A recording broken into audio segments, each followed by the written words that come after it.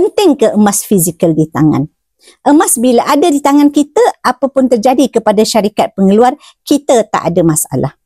Kalau jatuh bankrupt, emas di tangan kita tidak terjejas. Kalau harta kena freeze, emas di tangan kita tak ada masalah. Kalau duit kertas tak laku, emas di tangan kita masih selamat. Kekuatan sebenar emas pada fizikalnya.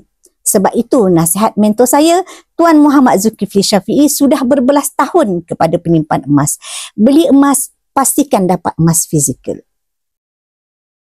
Bukan sekadar dapat nombor, bukan dapat surat hutang, bukan dapat kertas.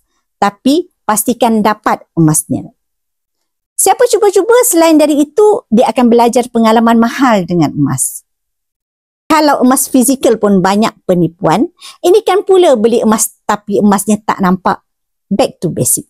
Jom mulakan simpanan emas fizikal hari ini dan mula beli emas serendah RM100 melalui simpanan emas fizikal Patuh Syariah GAP. Nak mula menabung emas dengan ilmu? Jom saya bantu sebaiknya. Tuan-puan rujuk penyudah saya di profil 5 langkah daftar akaun Public Gold. Saya akan bantu tuan-puan dalam cara dan langkah-langkah simpanan emas yang terbaik untuk tuan-puan.